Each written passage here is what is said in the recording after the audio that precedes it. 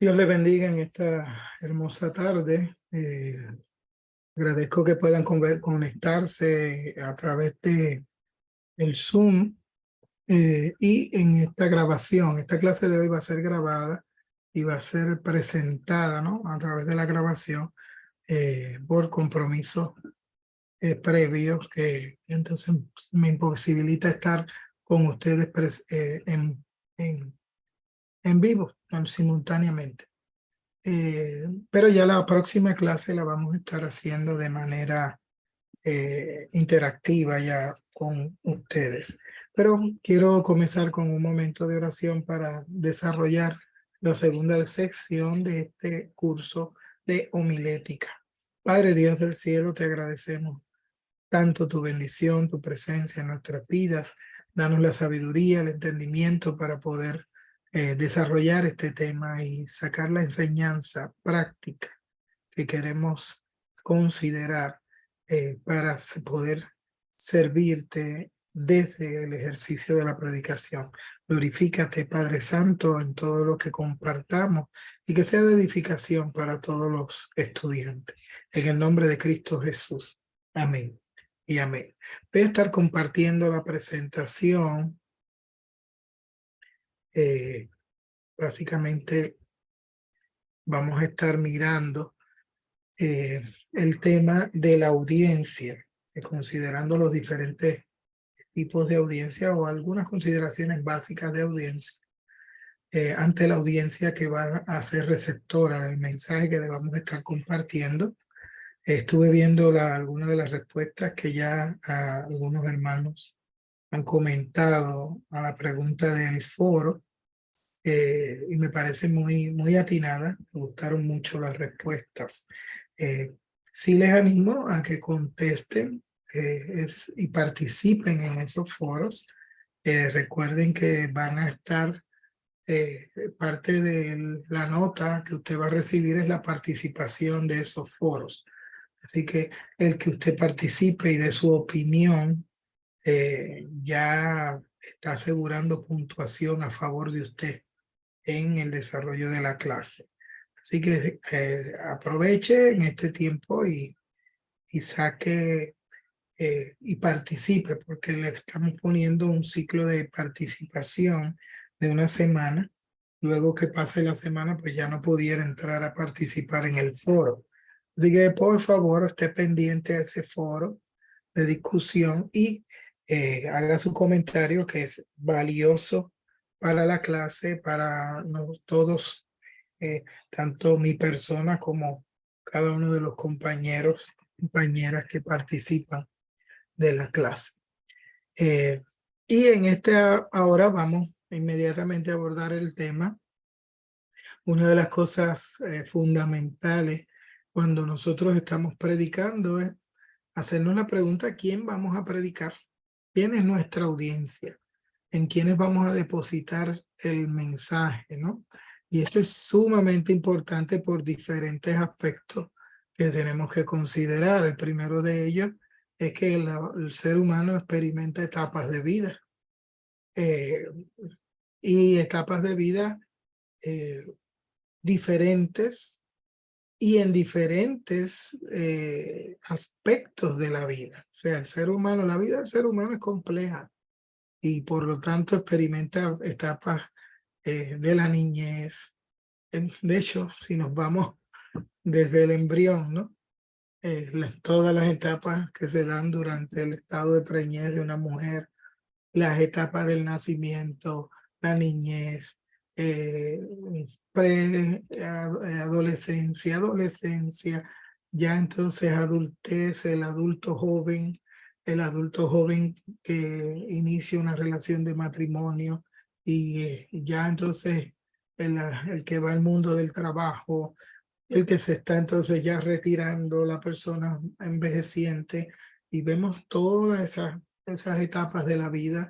Hay etapas de desarrollo en la vida de familia, el que se casa, cuando vienen los niños, cuando ya los niños son adolescentes, cuando esos ya son adultos jóvenes, cuando salen y queda el nido vacío. Entonces usted se da cuenta que el ser humano experimenta diferentes etapas, si es hombre, si es mujer, también el enfrentamiento de esas etapas trae otros retos, bien sean etapas vocacionales también, de estudio, de trabajo. Usted se da cuenta que la vida lleva al ser humano en diferentes etapas y cada etapa trae retos, trae crisis y esas crisis son retos de oportunidades también de crecimiento. Así que en la medida que nosotros conozcamos las etapas de desarrollo de un ser humano, cómo interactúan, qué retos tiene, qué necesidades emocionales, psicológicas colocan en el corazón del ser humano, sociales. Hay etapas de desarrollo de la vida social y esas teorías son bien interesantes porque dicen que el ser humano es la suma de todas las conexiones y relaciones que tiene a través de la vida. O sea que usted hoy es producto de toda la gente con la que usted se ha encontrado en la vida, que hayan aportado, aún las que le hayan lastimado.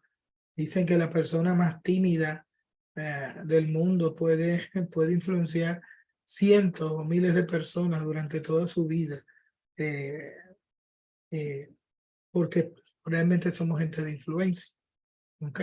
Y nos influenciamos unos a otros porque somos gente sociable. Así que todas estas etapas de vida se deben de considerar porque a la hora de yo dar un sermón no es lo mismo hablar, si agarro el Salmo 23, no es lo mismo la aplicación para hablarle a un grupo de jóvenes, a un grupo de adultos, a un grupo de damas, o a un grupo de ancianos, o en un cementerio a la hora de despedir un duelo, o en una funeraria, ¿no? Así que el contexto donde está esa audiencia, la audiencia misma y el contexto donde está esa audiencia van a determinar las palabras, el mensaje, el tema que vamos a estar articulando, presentando para que esos personas puedan recibir palabra de Dios en ese momento, ¿no?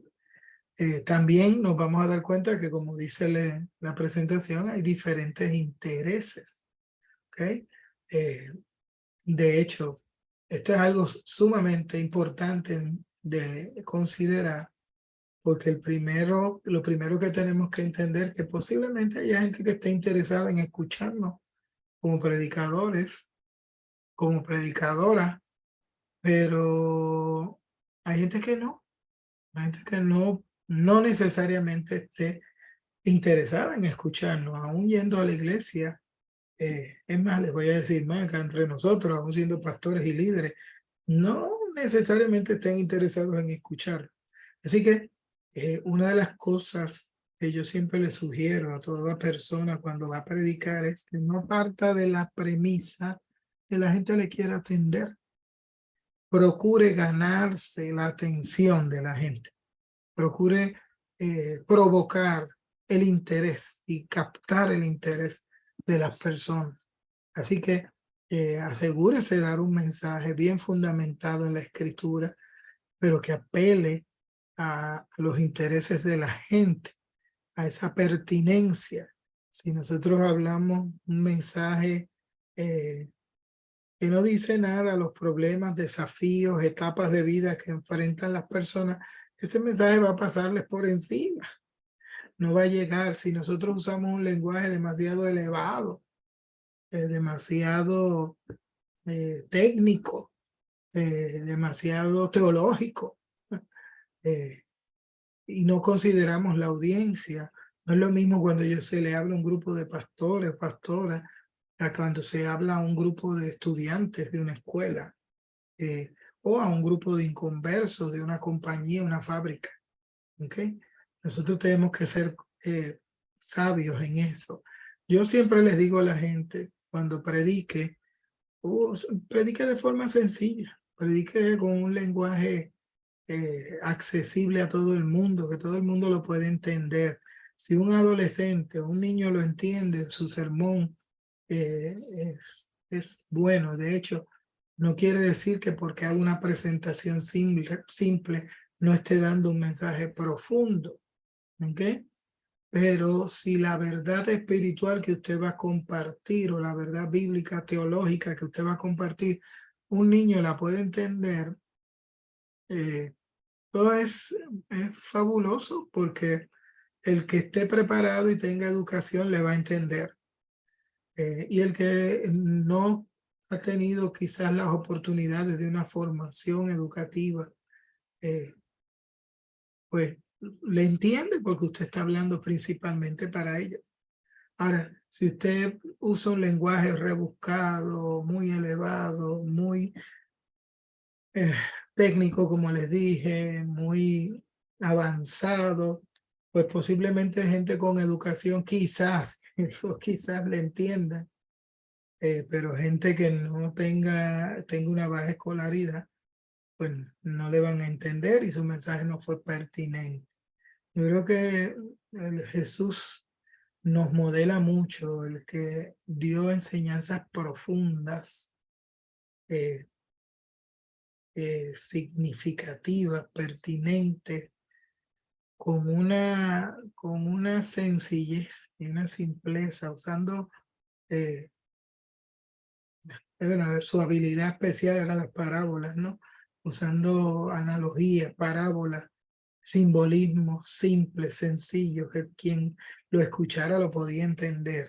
Hablaba al pueblo, hablaba a la gente sencilla, humilde, y hablaba con autoridad, porque la palabra de Dios en eso también es palabra de Dios. Es tan inclusiva que da prioridad principalmente a la gente sencilla y humilde. Así que cuando usted predique, no busque impresionar con su verbo o vocabulario. Trate de ser simple, trate de ser sencillo en la manera de comunicar el mensaje. Y considerando, como ya mencionamos, estas etapas de vida y los intereses, a partiendo de la premisa de que la gente hay que ganar la atención. Eso es una forma de respeto a la audiencia. Yo creo que lo más que provoca el interés es traer un tema pertinente que apele a la necesidad. A veces se usan estrategias de traer temas controversiales o presentar títulos controversiales que generan más una curiosidad de controversia. Bueno, puede resultar y puede captar la audiencia, especialmente en los medios electrónicos. Si le funciona, úselo, pero yo, si me preguntan, no lo recomiendo tanto porque eh, se presta para malentender o mal usar lo que uno está diciendo. ¿Okay? Es mejor ser claro, llevar el tema y despertar el interés con el tema mismo de una forma diáfana, clara, sencilla, y que la gente entonces capte. Jesús tenía esa habilidad, usaba eso, es su mensaje. Usted se da cuenta que él utilizaba eh, eh, frases, dichos, expresiones que captaban de forma interesantísima el corazón de la gente, ¿no? Y tenía una noción clara de las diferentes audiencias. Por eso usted ve que había mensajes, por ejemplo, a las multitudes no creyentes o que no todavía no le seguían. Él le hablaba de venir los cansados, los cargados, los trabajados. Él lo haría descansar. Fíjese que era un mensaje de más de invitación al reposo, al descanso, a, a ser atendido y sanado, ¿no? Pero una vez la gente empezaba a ganar más cercanía y más búsqueda, pues entonces el mensaje era otra audiencia totalmente, así que a esa gente le hablaba de cruz. El que quiera seguir en pos de mí, niéguese a sí mismo, tome su cruz y sígame. Entonces usted se da cuenta que una multitud grande que viene por panes y peces con el nivel de compromiso de servir al Señor es menor de los que estaban, como por ejemplo los discípulos que ya habían tomado una decisión de seguirle. ¿Okay?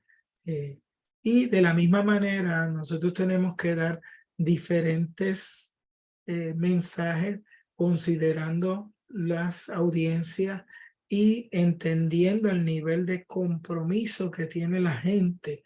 Entonces, parte de la predicación no es solo crear interés en el mensaje, sino interés en la profundidad de mayores mensajes. O sea, que la gente que está lejos escuche, se sienta que puede acercarse y descansar y reposar, pero lo suficiente como para tomar fuerza y poder entonces agarrar cruces y seguir a Cristo perseverando con más insistencia, con más dedicación, con un nivel de compromiso mayor.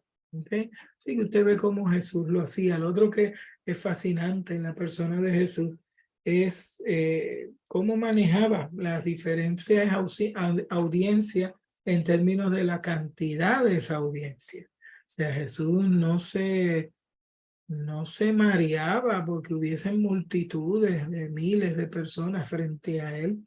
No le temblaban las rodillas y colapsaba del desmayo porque había tanta gente, ni el ego se le inflaba, pero tampoco usted va a encontrar un Jesús deprimido o apagado porque le está hablando a una sola persona. O sea, su pasión de compartir el mensaje en la manera en que lo hacía, nos enseña mucho que ustedes y yo debemos proclamar y predicar la palabra del Señor. Si tenemos la oportunidad, muchas personas, pues a muchas personas con la misma pasión que también si hay unos pocos. ¿Okay? Eso no se deprimía porque si está nada más es lo que hay, dos o tres, no hay más nadie. Porque entonces, si usted hace eso, estaría entonces más interesado en que lo miren y lo admiren que en compartir el mensaje, ¿no? De hecho, cuando analizamos los mejores sermones de Jesús, se los dio individuos. Sermón de la Samaritana, el sermón de Nicodemo.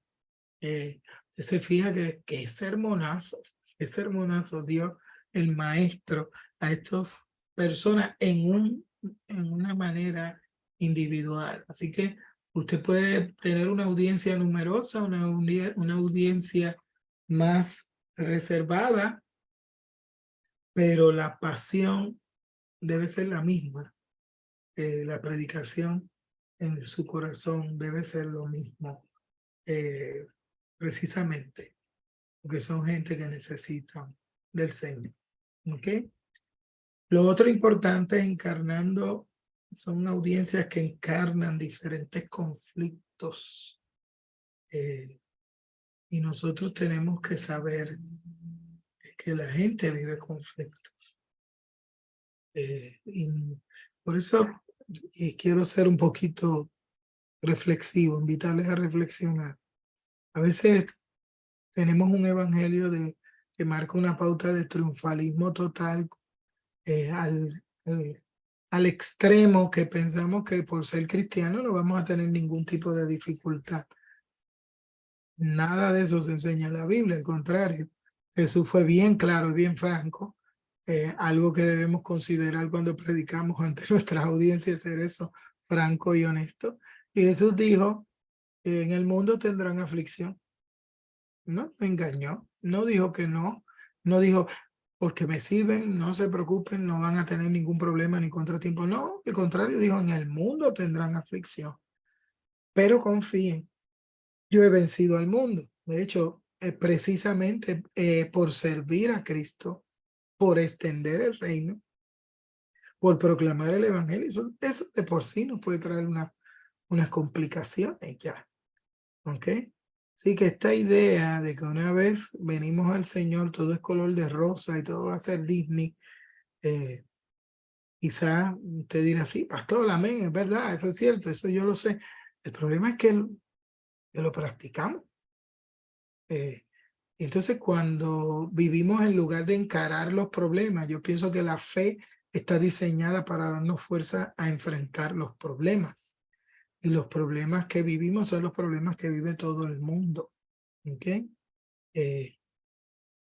Y si como cristianos empezamos a negar eso y no encaramos desde la fe los problemas, realmente estamos distanciados, estamos enajenados de las dificultades, de los problemas de la vida, pues no tenemos un mensaje pertinente a la gente que está en conflicto, que sí los reconoce, que sí los sufre, pero nosotros estamos quizás diciendo no puede estar triste un corazón que tiene a Cristo. Y entonces negamos que estemos sufriendo, padeciendo. La Biblia nos enseña que si lloramos, lloramos con esperanza, pero que lloremos. ¿Okay? Mismo Jesús lloró ante la tumba de Lázaro. Entonces nosotros tenemos que enfrentar la adversidad. Santiago decía, tengan por sumo gozo cuando se encuentren en diversas pruebas, o tribulaciones, ¿no? Entonces, si nosotros vivimos esos momentos y los encaramos de forma real, con los pies en la tierra, sabiendo que eso le pasa a tanto a justos como a injustos, pues entonces la diferencia es que nosotros tenemos una reflexión en la palabra cuando tratamos con una audiencia que está encarando, enfrentando diferentes conflictos. Mi hermano, mi hermana, tenemos mucho que compartir y decir. Yo recuerdo un compañero de trabajo que en una ocasión me detiene y me dice, Marco, yo quiero preguntarte, yo sé que tú me conocías, él sabía que yo tenía muchos contratiempos, especialmente, y me acuerdo en aquel entonces yo tenía un carrito que más o menos yo lo amparaba como podía, y él era mecánico y me ayudaba mucho, pero él siempre me veía alegre y contento. Y él me decía, Marco, yo sé que tú pasas muchos problemas, tienes muchos contratiempos y siempre te veo feliz y te veo alegre. Y me dice, yo no puedo ser así, tengo muchas situaciones y yo quiero que tú me digas qué tengo que hacer. Así que abrió su corazón y en la posición correcta para yo poder compartir el evangelio. Recuerdo que mis palabras no fueron, pues lo que necesitas a Cristo y Cristo te quita todos los problemas. Yo le dije, fíjate, yo no tengo un remedio, una fórmula mágica que te quite los problemas de la vida, porque ya tú sabes, yo mismo confronto muchos problemas y dificultades de la vida, pero sí he aprendido a relacionarme con un Cristo que me da consuelo, que me da paz, que me da fortaleza, que me da felicidad. Yo no te puedo ofrecer una fórmula de no problemas, pero sí te puedo ofrecer una fórmula de presencia de Dios en medio de todos esos problemas, y ese es Jesucristo. ¿Okay? Entonces, son formas, si yo no hubiera vivido tanto conflicto, eh, no puedo hacer pertinente el mensaje del Evangelio cuando la gente está encarando, enfrentando tanta batalla, tantas dificultades, ¿no? Los retos que tiene un padre, una madre, alguien que cría, un abuelo, un tío, todo un empleado, o alguien que pierde su empleo, alguien que tiene la amenaza de perder su empleo. Todas estas cosas nosotros tenemos que reflexionar profundamente en ellas, y si las vivimos, reflexionarlas desde lo que enseña la Biblia para poder ministrar con precisión esas audiencias que están sufriendo, que están batallando, y que no han encontrado la fortaleza del Señor, porque no la han accesado, no la han utilizado. ¿Okay? Y nosotros en esa parte tenemos que entonces enseñar de esa manera, ¿no? Así que pues, tenemos audiencias que encaran muchos conflictos, muchas dificultades, muchas injusticias, mucho llanto, mucho quebranto, ¿ok? Mucha pobreza, eh, mucho conflicto, mucho pleito, mucha disensión, gente que vive en infiernos en su propia familia. Entonces, ¿cómo nosotros compartimos un evangelio de Cristo, el evangelio de Jesús? Dichosos los pobres, dichosos los que lloran, bienaventurados los que tienen hambre y sed de justicia. Cómo esas palabras toman relevancia en medio de gente que vive conflicto. ¿Okay? No confundir a Dios con el genio de la lámpara mágica que sale y frotamos la lámpara y sale y nos concede deseos. No, no, Dios es un Dios alfarero. Entonces, ¿cómo predicamos ese Dios a la gente en medio de conflictos y dificultades? Otra forma también de considerar la audiencia ante este mundo de la tecnología, pues obviamente allá podemos hablar de actividades o eventos presenciales, refiriéndonos a los no transmitidos o a los no comunicados por este tipo de plataforma virtual, ¿no? Sea Zoom, Instagram, Twitter, Facebook Live, señales de humo, ritmo de tambor, trompeta, todas esas cosas que podemos utilizar. Cuando es persona a persona, cuando usted tiene el grupo de frente, pues eso es lo que es presencial. Y la dinámica de enseñanza es una cuando estamos ahí. ¿Okay? Si usted nota ahora, aún en esto virtual, en esa conexión en vivo, mi voz es diferente, el tono de voz posiblemente lo esté manejando distinto a si ustedes están conectados, ¿ok? Porque pues yo me los tengo que imaginar escuchando la clase, ¿verdad? Para poder transmitir. Ahora, fíjense entonces el poder de la presencia de persona a persona marca una diferencia a la hora de predicar y proclamar un mensaje. Lo mismo entonces a través de lo virtual, ¿no? De todas estas redes, que son mecanismos, son formas que podemos utilizar como lo que estamos haciendo en esta clase, que nos conectamos o se graba y se deja para que ustedes vean el video como lo que estamos haciendo en esta noche. Entonces usted se da cuenta de ese mundo de opciones que nos está abriendo todo el mundo de las redes sociales, ¿no? Y de las redes y de la internet, ¿ok? Así que tenemos audiencias presenciales, audiencias virtuales, audiencias híbridas, ¿ok? En el sentido de que, por ejemplo, mi iglesia, y yo sé que en alguna de sus iglesias, lo hacen domingos, pues tenemos la gente ahí en vivo, a todo color, presencial, pero a la misma vez se transmite a través de las redes, ¿ok? Así que es un híbrido, ¿ah? Porque tenemos una audiencia ahí presente y una audiencia que está recibiendo el mensaje de forma transmitida, ¿no? Ahora, algo básico aquí que tengo que puntualizar es primero los elementos éticos, ¿ok? Tenemos que ser muy éticos a la hora de predicar en todo momento, pero donde más nos desafía concienciarnos de esa ética es cuando estamos haciendo transmisiones, cuando la predicación es virtual, ¿ok? Eso es una audiencia diferente. O sea, tenemos que entender que una predicación virtual llega, tiene la capacidad de moverse en el mundo entero. O sea, usted hace un Facebook Live, usted está haciendo una transmisión con la potencialidad de ser internacional.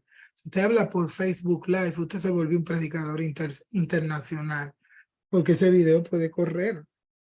Si se hace viral, lo que llaman viral, ¿no? Se vuelve un virus porque corre a través de todo, de todas las redes. Eso puede viajar todo el planeta. ¿Okay? Un caso interesantísimo que se dio en los Estados Unidos fue el de una joven que iba para el África. Ella había nacido allí y se había criado allá, pero en un sector de personas de piel blanca, conocidos como blancos, y de personas de estatus económico alto, ¿no?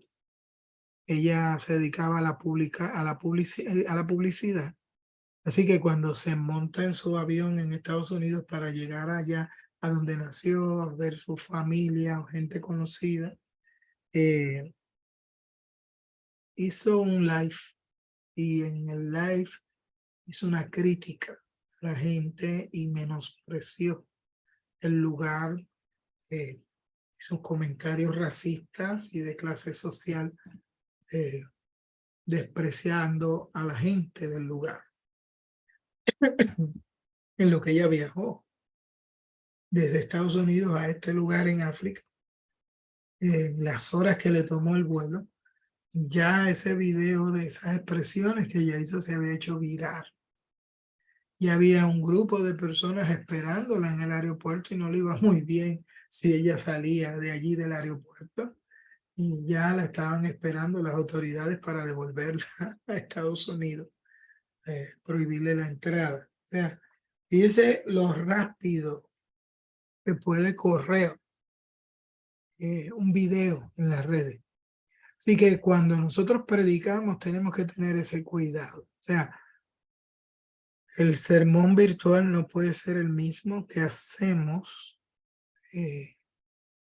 para la congregación. O sea, tenemos que entender que la audiencia al momento en que usted transmite no es local. No es local. ¿Okay? Se transmite, está internacional. Póngaselo en la mente. Cierre los ojos, imagínense miles o cientos de miles de personas frente a usted. Eso es lo que sucede cuando usted está predicando en las redes, ¿ok? Así que, o al menos es la potencialidad de lo que está predicando. Si usted dice algo indebido, eso va a correr como la pólvora, ¿ok? Así que usted tiene que ser ético, tiene que ser políticamente correcto. Esa frase se usa mucho, pues sí, en las redes usted tiene que ser políticamente correcto. Si usted tiene que amonestar la iglesia en una particularidad, alguna necesidad local, en ese momento mejor ese día no transmita el sermón. Mejor pida que apagar las cámaras o prepara un sermón grabado y lo sube aparte para las cámaras, pero no toque temas que son de interés local, porque entonces se está confundiendo la audiencia. ¿Ok? Y sin querer puede entrar en dilemas éticos, hablando cosas que no toca anunciar o tocar en esos escenarios. ¿Ok? Tenga presente también que el sermón o la predicación desde el púlpito no debe ser un desahogo, no debe ser crítica, no debe ser regaños particulares. Si usted tiene que atender una dinámica con los líderes de la iglesia, pues cite los líderes aparte de una reunión para conversar sobre ese asunto, pero no utilice un sermón para eso. Lanzar mensajes de doble foco o indirectas, que son bien directas, que todo el mundo sabe. Si usted tiene visitas en su congregación, esos cultos que son donde más llega la visita, usted también tiene que tener consciente la ética ministerial y el que hay temas que no se tocan delante de las visitas, igual delante de escenarios virtuales. ¿Okay? Acuérdese que el fin de la ética es hacer bien, procurar no hacer mal y proteger a la gente, dando o participando un bien que beneficia a la mayoría de la gente. Así que cuando usted predique, asegúrese que su sermón no haga daño, haga bien y proteja y dé un mensaje que la mayoría se pueda beneficiar. A veces queremos ser muy rudos, lo mencionábamos en la clase pasada, a la menor provocación, declarar que todas las personas son hijos del diablo y van para el infierno. y quizás estamos confundiendo el decir una verdad espiritual con el maltratar o estropear a la gente. ¿Ok? Y eso no es ético, no es correcto. El sermón considera a la audiencia, la respeta, la ama, la cuida, la protege y le comunica una verdad de Dios que la edifique. Y la edificación puede desafiar, la edificación puede retar, la edificación puede confrontar, porque a veces para edificar tenemos que derribar lo que existe, ¿ok? Para empezar algo nuevo. Así que hay formas de hacerlo. eh, Como no sé si lo mencioné la vez pasada, pero lo vuelvo a mencionar si lo mencioné. Tenemos que ser el cuidadoso de obsequiar manzanas, no dar manzanazos. Los manzanazos duelen, las manzanas se esporean. Así que de manzanas, no manzanazos de los sermones. Una oportunidad de llegar a una audiencia necesitada, con retos de vida, con luchas de vida, con intereses, donde quieren ser inspirados, donde quieren ser inquietados, donde quieren guianza y dirección. Y el sermón es útil para todo eso. Así que cuando consideramos las diferentes audiencias, pensemos en todo esto. Obviamente también está, les hablé de las etapas de vida, los intereses. Pues hay unos desarrollos también educacionales. O sea, la gente no está en la misma etapa de desarrollo de aprendizaje. Hay neófitos, hay gente nueva, hay gente que está aprendiendo, ¿ok? Hay unos que ya llevan más tiempo.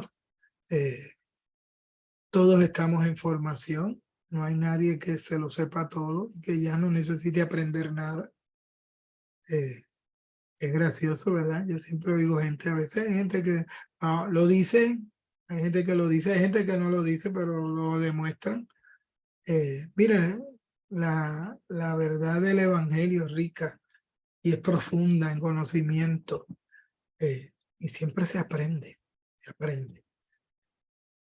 Y les voy a dar un ejemplo. A veces que ahí vienen lo que quiero tocar un poco hoy, que son las aplicaciones hermenéuticas, ¿ok?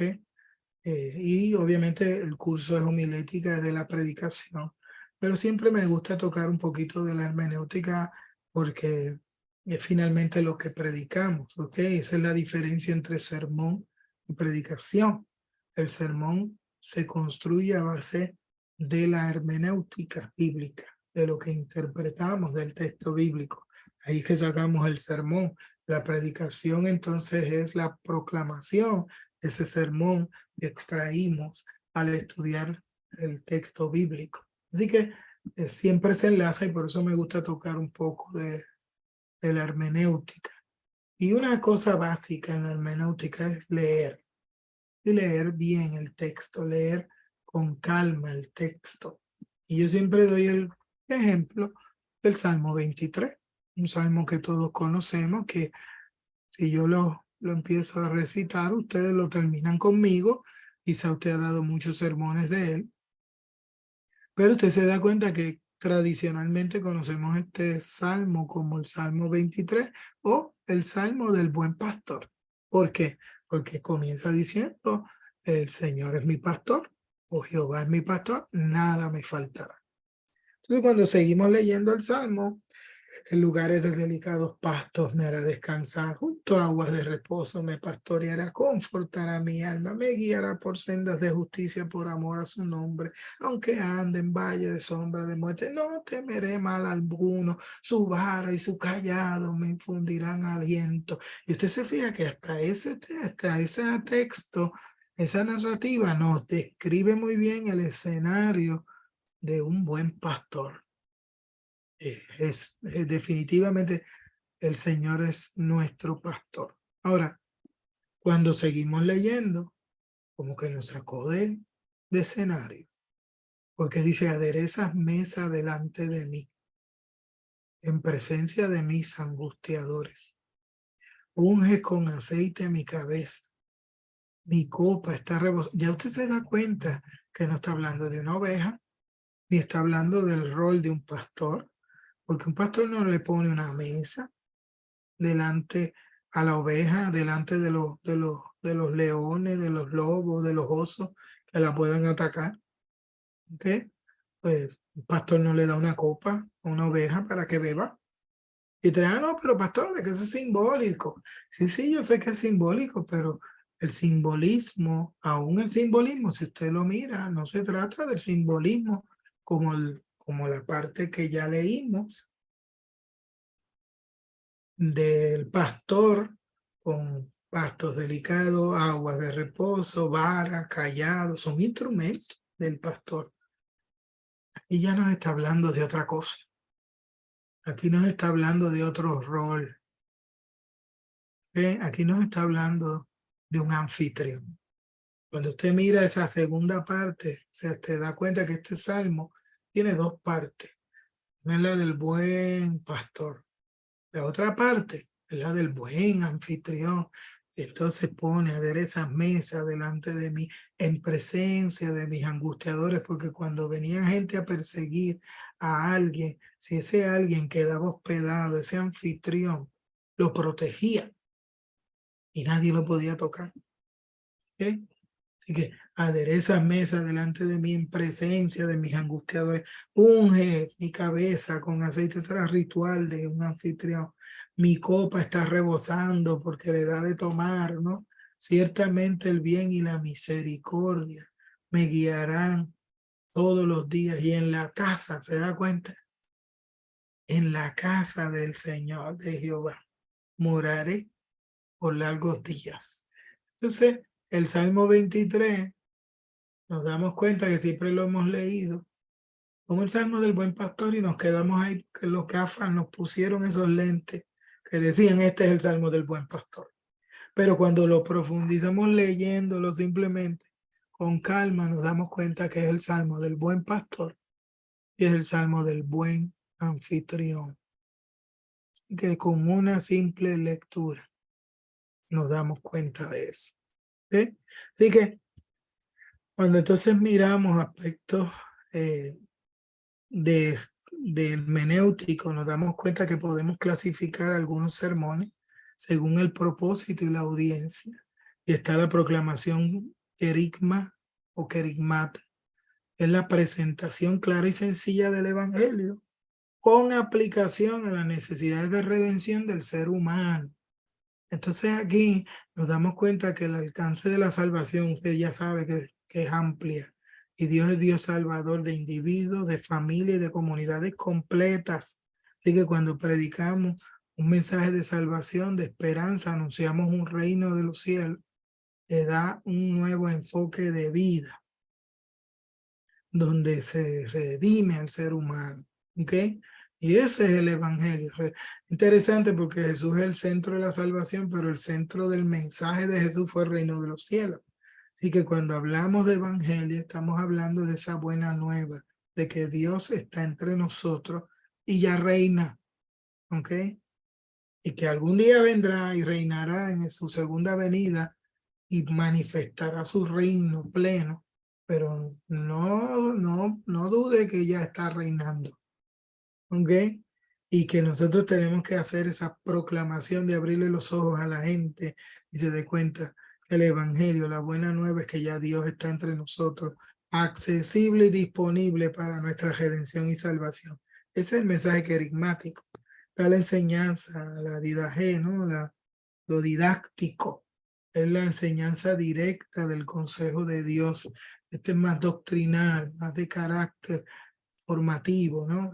Más de discipulado, ¿ok? Es el mensaje que enseña, que da fundamento y fundamento para la vida en ese aspecto, ¿ok?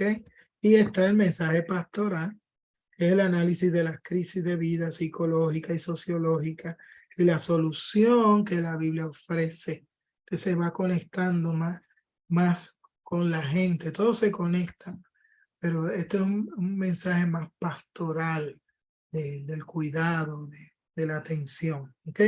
Entonces, ya usted ve, y esto no se agota a esta clasificación, ¿no? Lo que quiero es que vaya viendo que según la audiencia, sus retos, sus luchas, sus intereses, sus etapas de vida, posiblemente usted puede hacer uso de estos modelos de proclamación, de sermón para predicar.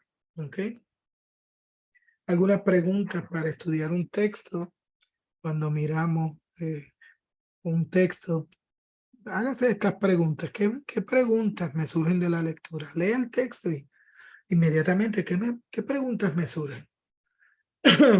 Por ejemplo, usted lee el pasaje en el Evangelio de Marcos, cuando el ciego es sanado, capítulo 8. Ese texto levanta muchas preguntas. Primero, si usted lo ha leído, el relato, y lo tiene de tarea, léalo. Usted se va a dar cuenta que este texto nos habla de un ciego que es extraído por un grupo de personas, pero cuando Jesús lo va a ministrar, lo saca de en medio de las personas. Esa es una pregunta que nos empezamos a empezar a hacer. ¿Qué lo saca aparte? ¿Por qué? Lo segundo, el método que utiliza, ¿no? Usa saliva, usa fango, le pone los ojos. ¿Por qué? ¿Por qué usa esa estrategia cuando sanó diferente?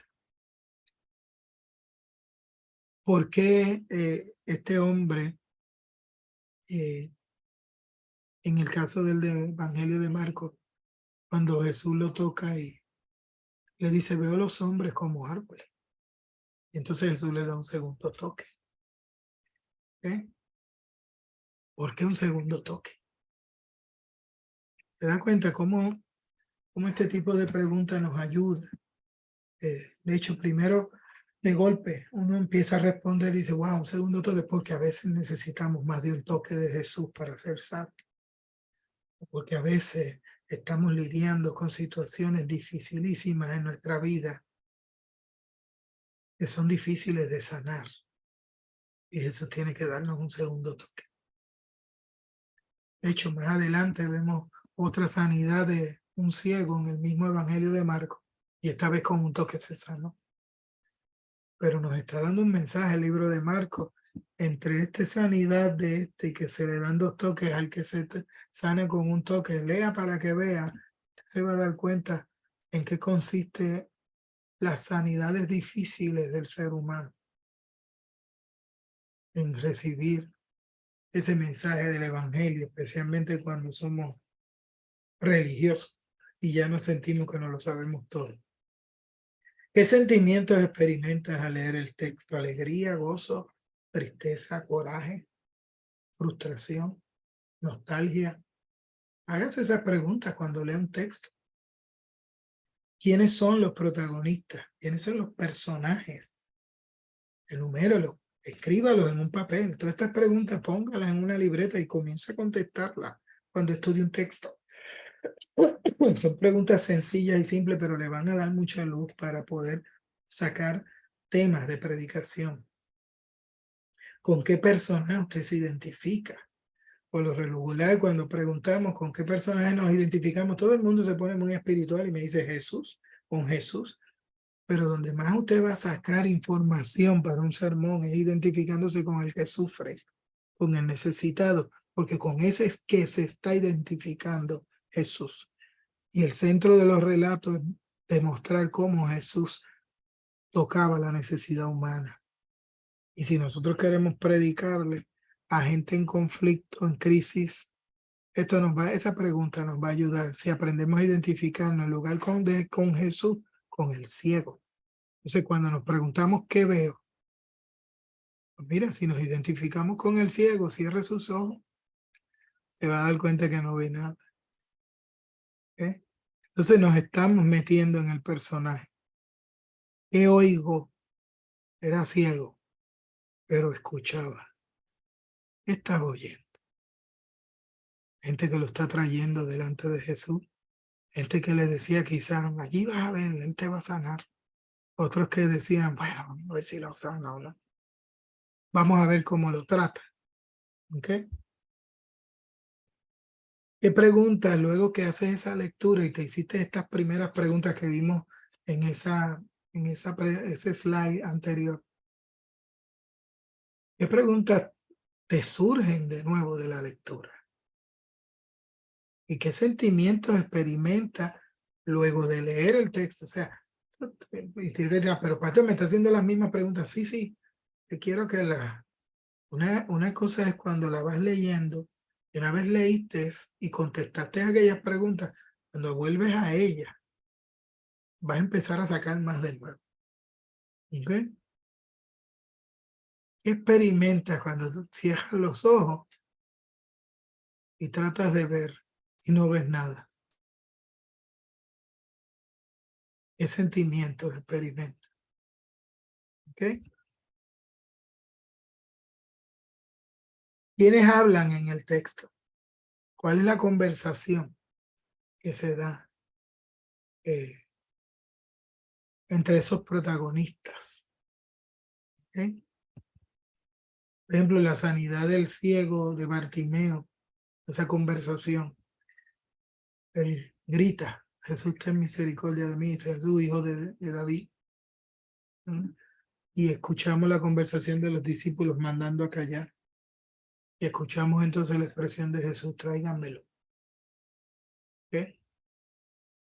¿Qué dice el texto? Esa pregunta tenemos que hacérnosla. Protegiendo el texto bíblico de nosotros, no que yo quiero que diga el texto, ¿qué dice? Mire, lo mejor que puede pasar es que usted se confronte con lo que usted cree que dice y descubra que el texto dice otra cosa, porque entonces el texto rompió sus creencias, sus ideas, sus prejuicios, sus percepciones. Y cuando el texto rompe nuestra visión, entonces, ¿qué vemos? Bien.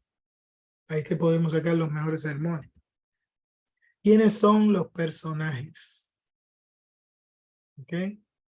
¿Quiénes son? Dele nombre, mírelo. ¿No? A veces no. Decía, Jesús y el ciego. No, había una multitud que lo trajo. Había un grupo que lo trajo. ¿Cómo interactúan entre sí esos personajes? ¿Qué roles realizan? ¿Cómo se conectan unos con otros? ¿Cuál es la situación? La necesidad de un ciego ser sano. La necesidad de una comunidad ayudar a este hombre. Tan anónimos, no buscan protagonismo, no se mencionan sus nombres. ¿Dónde ocurre la situación? ¿De noche, de día, fue privado, fue aparte? Todas esas cosas. ¿Cuál es el conflicto y cómo se resuelve? Ve los hombres como árboles, sí que había visto antes. Un segundo toque lo hace ver claramente.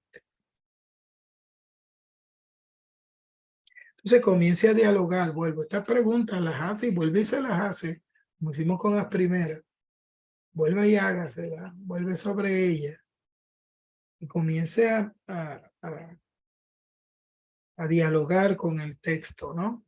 Entonces, ¿qué cambios han ocurrido en mi forma de comprender el texto? Luego que hizo el ejercicio, vuelve y lea y pregúntese, ¿cambió mi forma de ver el texto? ¿Cómo cambió? ¿Qué cambios han ocurrido? ¿Qué temas o ideas me sugiere el texto? Y de eso apunte mi hermano, mi hermana, porque ahí posiblemente tenga un nido de sermones. Oh, ok, ahí usted tenga varios temas para una serie de sermón, no para un sermón del domingo próximo. Posiblemente tenga varios temas que puede utilizar en serie para la iglesia. ¿Qué tipo de literatura es utilizada en el texto? Eso es sumamente importante, a veces se pasa por alto. La Biblia es un libro que se redactó en diferentes estilos literarios. No fue un dictado, fue inspirado. Por eso usted va a encontrar proverbios, va a encontrar poesía, va a encontrar cuentos, va a encontrar cartas, epístolas, evangelios, literatura apocalíptica. Va a encontrar hasta humor, pasajes que son de humor. Y obviamente algunos, por ejemplo, no se pueden apreciar porque donde se aprecian mejor es si usted estudia los idiomas originales. Pero para que tenga una idea, el Evangelio según San Juan, en el capítulo 1, usted se va a encontrar con ese capítulo 1, cuando uno lo lee en el original griego, uno se da cuenta que eso es un poema. La forma en que está escrito está de manera genial. ¿Qué clase de poemazo escribe Juan? Y eso es poderoso, ¿no? Verlo y entenderlo, porque entonces uno puede captar la intención del escritor en lo que Dios lo está inspirando para comunicar y darnos el mensaje, dependiendo del tipo de literatura. Y eso nos ayuda mucho para nosotros poder entender y comprender el texto. ¿Ok? ¿Cuáles son las palabras claves del texto? ¿Ok? Una básica son los verbos. Siempre que usted analice un texto, se da cuenta que los verbos son importantes. Así que las palabras claves en un texto bíblico son los verbos, pero entre otras los nombres también. Los nombres en la Biblia tienen significado. Los lugares donde se menciona esos detallitos que a veces pasamos por alto y que podemos quizás tener una noción de lo que nos quiere transmitir el texto. Por ejemplo, el relato del endemoniado Gadareno en Lucas, yo no sé si usted se ha dado cuenta, pero es bien interesante la angustia y la ambivalencia de ese ser humano dentro de su cautividad espiritual. Y cuando ve a Jesús, llega a él confrontándolo, pero cae postrado, dice el texto, gritándole, pero le dice: Hijo de Dios, ¿qué tienes contra mí? Confiesa y se postra. Óigame, es una lucha de adoración, de reconocimiento, pero a la misma vez las legiones hablando por él. O sea, usted ve la naturaleza del profundo conflicto que ese ser humano tiene. ¿Okay? Así que usted se da cuenta que esas palabras, esas frases son claves. Bueno leerlas y en tratar de buscarle sentido, ¿no? De lo que nos transmite el texto. ¿Qué dice la Biblia o qué dice Jesús a lo que está pasando? Hay unos referentes bíblicos, hay una enseñanza ya anterior, hay pasajes a los que podamos hacer alusión. ¿Okay?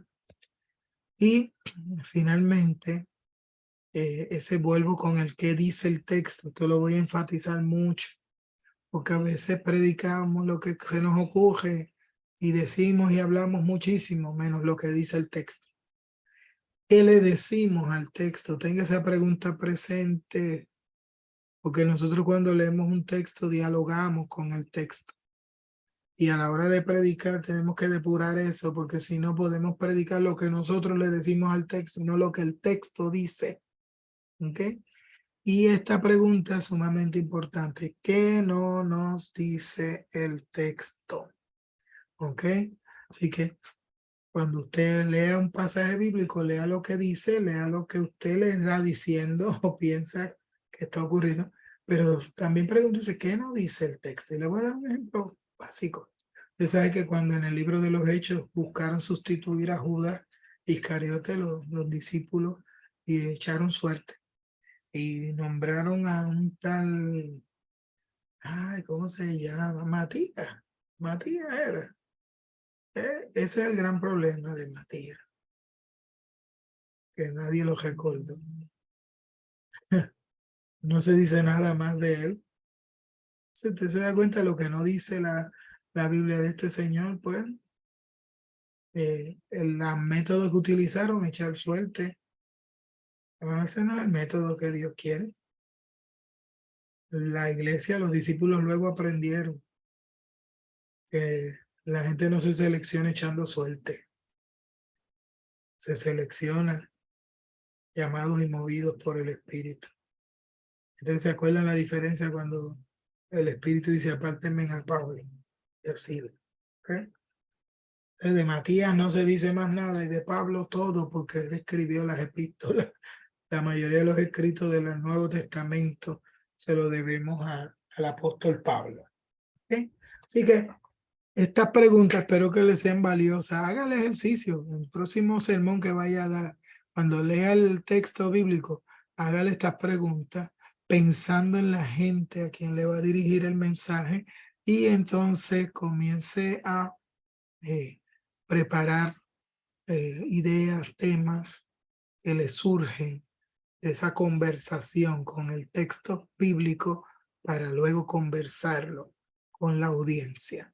Espero que esto les sirva y les sea poderosamente de herramienta para saber que lo vieron. Pues ahora les voy a pedir que escriban sus reacciones al video, pongan alguna nota de qué les pareció, qué opinaron, algo significativo, algo que les preocupó, algo que aunque esté de desacuerdo, póngalo también porque sé entonces que vio el video, pastor, estuve en desacuerdo con tal o cual cosa.